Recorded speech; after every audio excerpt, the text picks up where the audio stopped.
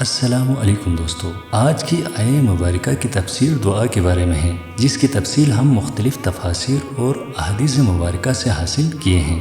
انشاءاللہ یہ ویڈیو دعا کے بارے میں آپ کی معلومات میں اضافے کا باعث بنیں گے۔ بسم اللہ الرحمن الرحیم۔ اور اے پیغمبر، جب تم سے میرے بندے میرے بارے میں دریافت کریں تو انہیں معلوم ہو کہ میں تو تمہارے پاس ہی ہوں۔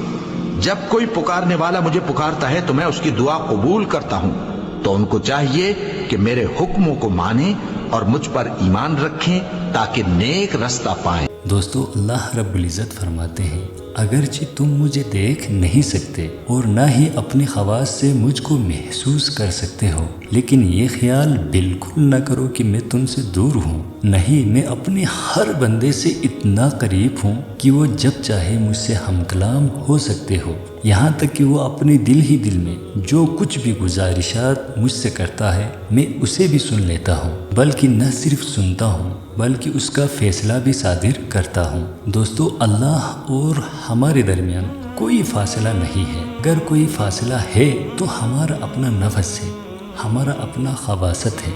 رسول اللہ صلی اللہ علیہ وآلہ وسلم نے فرمایا، اللہ رب العزت فرماتا ہے کہ میرا بندہ میرے ساتھ جیسا عقیدہ رکھتا ہے میں اس کے ساتھ ویسا ہی برتاؤ رکھتا ہوں۔ جب وہ مجھ سے دعا مانگتا ہے میں اس کے ساتھ ہوتا ہوں۔ اس حدیث کے رو سے ہم جتنا اللہ پر بھروسہ کریں گے ویسا ہی معاملہ ہمارے ساتھ ہوں گے۔ نبی کریم صلی اللہ علیہ وسلم نے فرمایا، جب اللہ کے سامنے ہاتھ بلند کر کے اس کے بندے اس سے دعا مانگتا ہے تو وہ ارحم الراحمین اس کے ہاتھوں کو خالی پھیراتے ہوئے شرماتا ہے، اسے ان تینوں چیزوں میں سے ایک ضرور عطا فرماتا ہے۔ ایک یہ کہ اس کی منہ مانگی مراد پوری کر دی جاتی ہے، اگرچہ اس میں رشتے وغیرہ نہ ٹوٹتے ہوں یا گناہ کا عنصر نہ ہو۔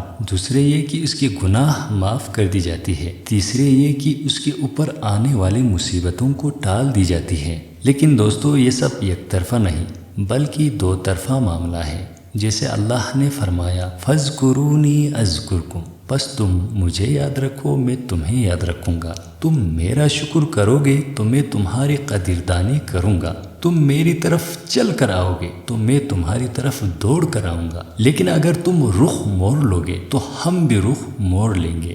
ہماری تو کوئی غرض نہیں ہے، غرض تو تمہاری ہے۔ تم رجوع کرو گے تو ہم بھی رجوع کریں گے۔ تم توبہ کرو گے تو ہم اپنی نظر کرم تم پر متوجہ کریں گے۔ جیسے سورہ محمد صلی اللہ علیہ وسلم میں آئے ہیں، ان تنصروا اللہ ینصرکم، اگر تم اللہ کی مدد کرو گے تو وہ تمہاری مدد کرے گا، لیکن اگر تم اللہ کے دشمنوں کے ساتھ دوستیاں بڑھاؤ گے، ان کے ساتھ تمہارا ساز باز ہو اور کھڑے ہو جاؤ قنوت نزلہ میں اللہ سے مدد مانگنے کے لیے، تو تم سے بڑا بیوقوف کون ہوگا؟